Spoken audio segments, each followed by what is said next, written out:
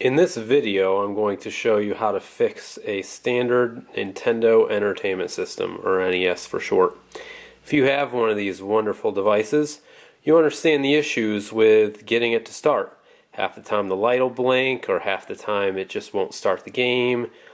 Obviously, if you have one of these, you also do the blow in the game trick and all those things. With a little bit of time, I'm going to show you how to fix it. Alright, so I'm starting with the game Contra. Just going to put it in and turn it on. And there you have the white screen. Now I can hit restart, and actually it kind of works, but not really. So this is the main problem that we have. I'm going to try to fix it. I'm starting with two different Phillips head screwdrivers. I do have a small cordless one, but the problem with this is when you tighten things up, you can accidentally over tighten, so I'm not sure if I'll be using that or not. But I just basically come in here and I unscrew the 5 or 6 main screws that are on the back. Magnetic head screwdriver actually is pretty helpful.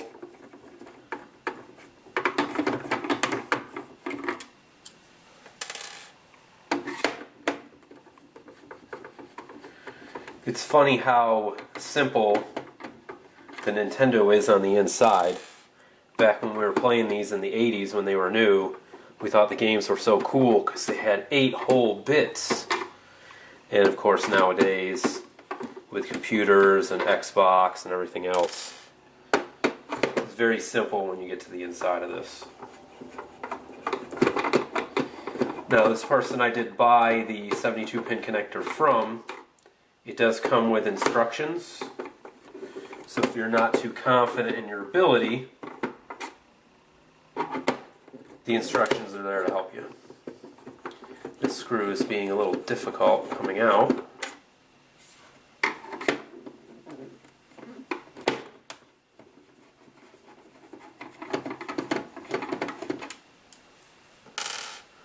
Try that one more time. So much. It is actually undone anyway, so maybe it just won't pop out of the NES itself. Okay, so I've got the 6 screws. I'm going to take these screws and put them in a spot where they're not going to tip over, and I'll know what they go to, so I'm just going to put them inside the device. Now on the inside, you do see that there are some screws holding this piece in. So I'm removing this outer shield to get to the inside.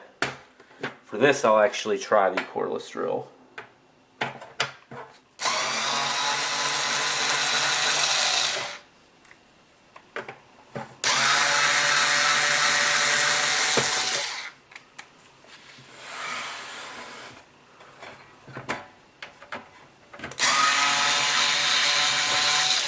This drill is very small, 4.8 volt. It's actually really cheap. I bought it from Harbor Freight, and it's great for little things like this.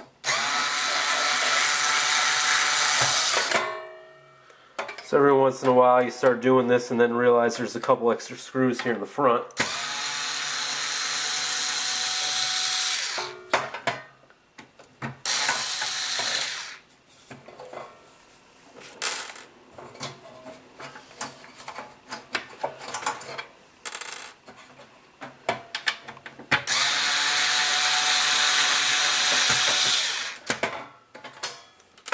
Okay, so that is out, and now this outer shield comes up. And then looking at the inside, the game actually slides right in here. It goes down. Back here is the 72-pin connector, which I still have to get out. So in order to do that, I'm going to pop these screws out so I can pull that device off.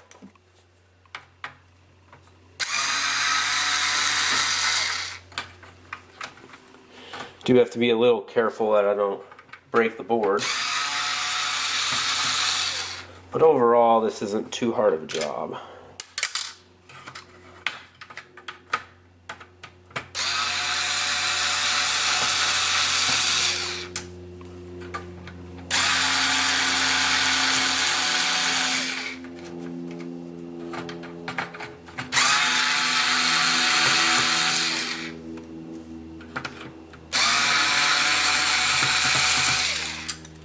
Okay, so I've now removed these 6 screws. There's 2 silver ones.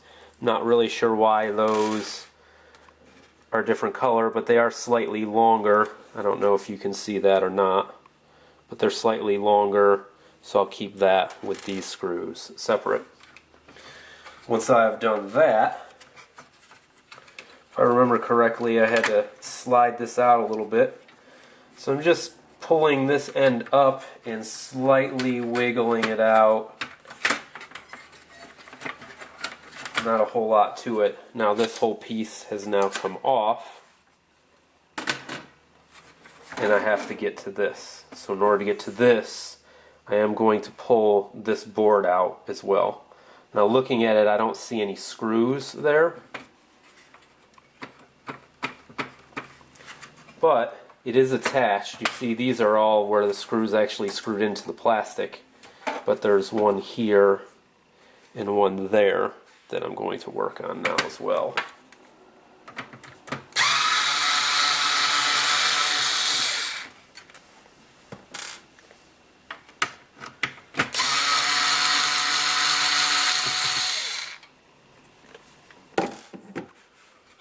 So I've removed those 2, and now the whole actual, this is the Nintendo Entertainment System.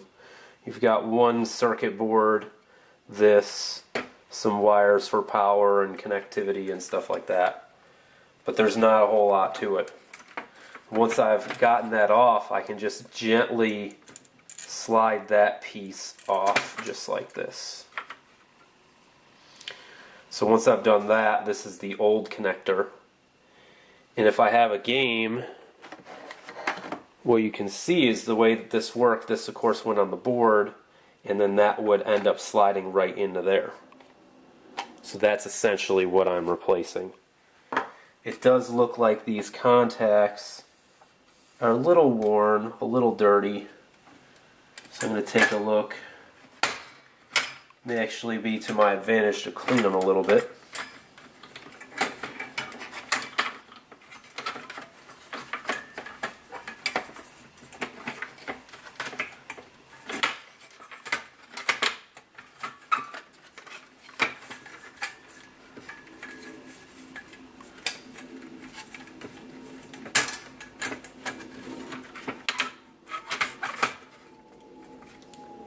Alright, so cleaning wise, the company I bought the 72-pin connector from says that the best way to clean it is to, and this would be cleaning it for the game, but this is pretty much the same look, is to take an eraser and erase it, and then also rub some rubbing alcohol on it.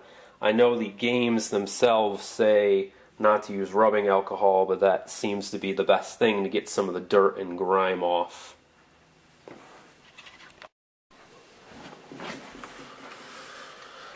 Alright, so I'm just taking a standard pencil eraser here and just hitting those contacts real light.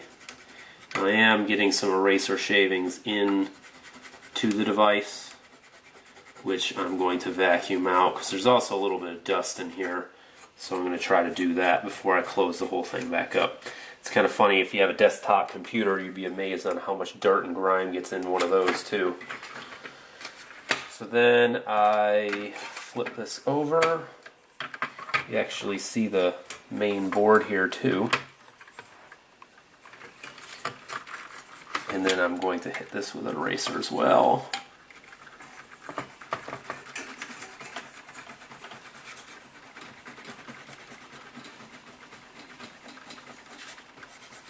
I'm not scraping too hard on there, just enough to get some of the gunk off. And then of course I want to make sure I get the eraser shavings off real well. Use my finger for that, and then a light cloth. Don't want to leave any of that grime in on the contacts.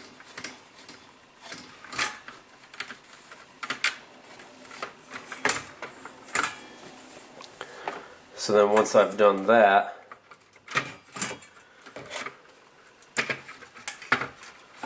this sometimes is difficult to get back into place. I don't know how well you can see that there, but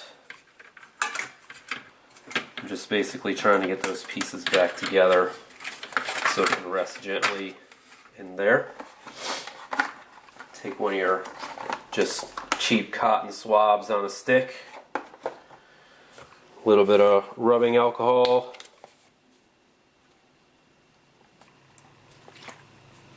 leak it all over the desk, that helps too. And then I'm just washing the contacts real quick.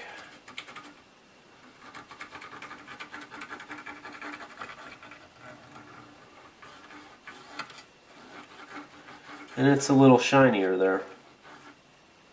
There's a little bit of gunk on there, very little, so that's pretty good. Going to do this again. This time I'll wet it over a trash can so I don't leak all over the place. Fortunately, rubbing alcohol evaporates quickly. A little more. And then do the underside. I know you can't really see it too well when I'm doing on the underside, but it's just basically the same contacts.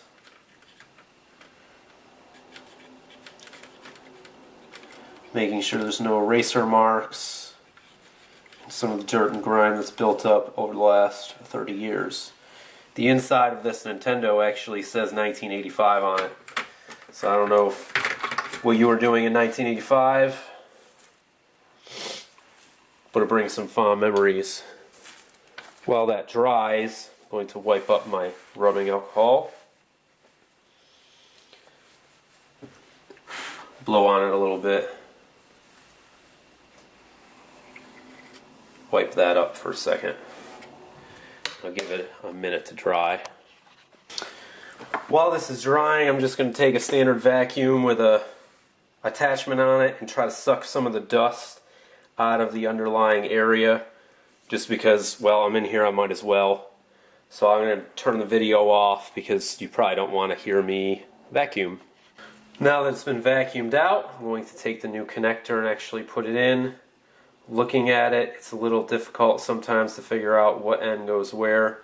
If I think about it like this, the game has to slide this way, so that means this end has to be the one that goes up. You also see these notches here will allow me to slide this in, and this screws in over the top. So I'm just going to gently take it and then wiggle it back and forward to press it in, just like that. Is that easy? Then I need to take the back. Once again, if you can see this, there's a little piece of something. Get that off. This needs to go in there.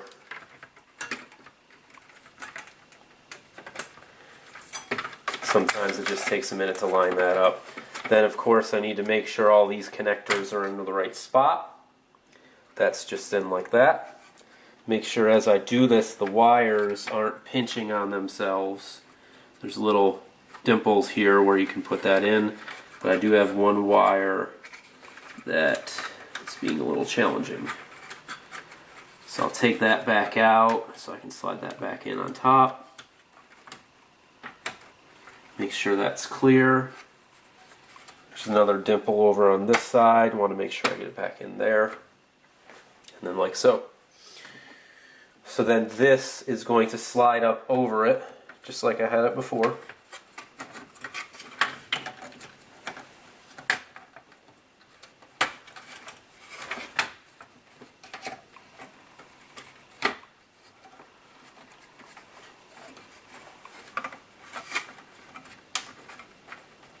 And of course, because I picked it up now, my things aren't lining up the way they were before.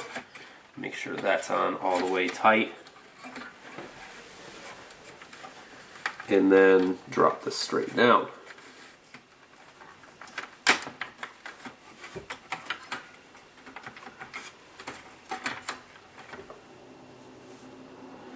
Now it's not lined up well, so I'm going to take it out again and try to figure out what's wrong.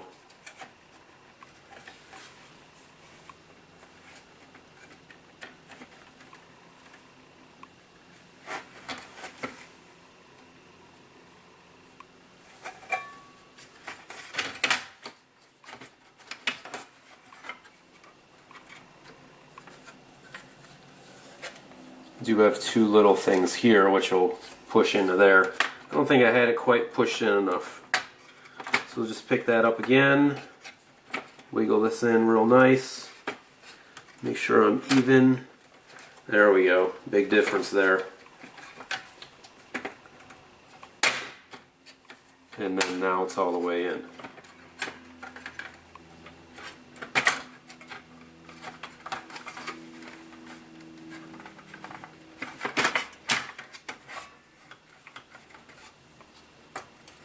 Just making sure everything's lined up. All these holes in the back have to line up. So if they don't, then I'm just going to move it around a little bit until I get it the way I want it. So at this point I've got a whole bunch of screws that I need to put in to secure this device in place. Also have the metal shield that's going to go up over it. So it's just a matter of remembering how you had it in there.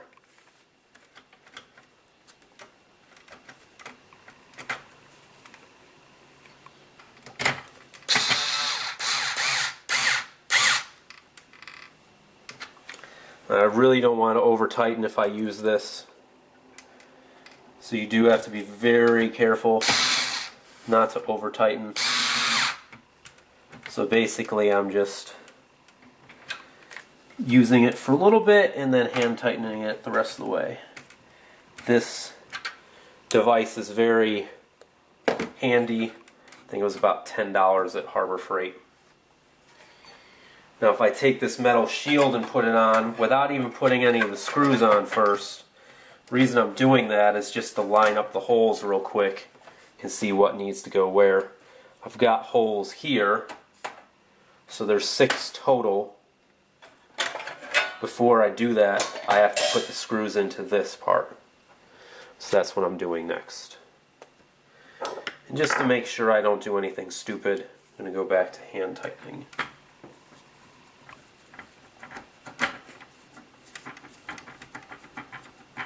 It does take a little bit more time, but on something like this you really don't want to over tighten. This is where I had the silver screw in that's a little bit longer.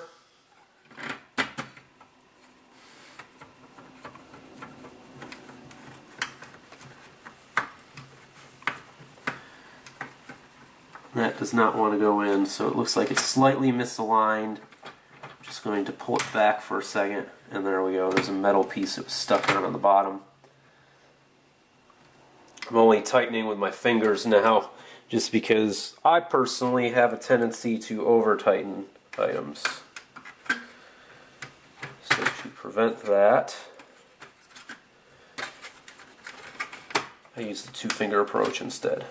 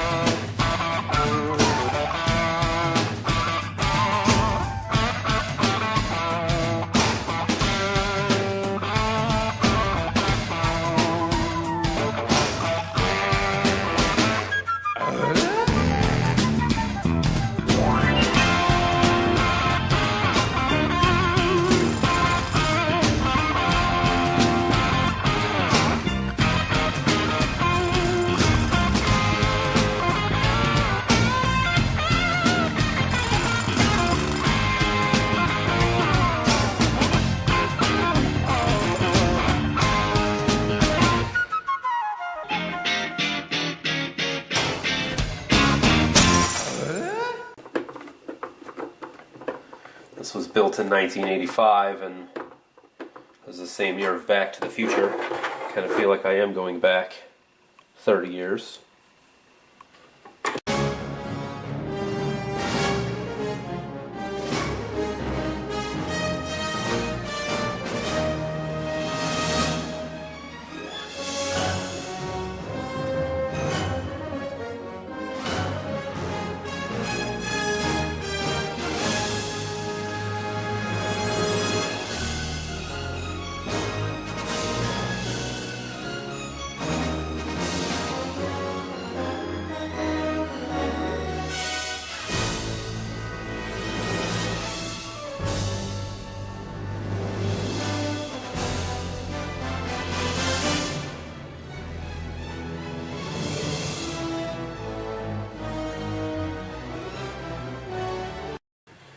At this point, I've put the Nintendo back together, hooked it all back up. I now have the same game, Contra. I've also cleaned the game. It's a good idea to clean all your games as a good baseline. You don't really want to put a dirty game into a new 72-pin connector. It'll start to get a little gummed up. So I turn on the TV, put in the game. It's a little bit of a tight fit now, which is fairly normal because it's a new connector. And then I go ahead and start. Starts up first time just like that. Hopefully this video will help you fix your old Nintendo. And once again, happy gaming.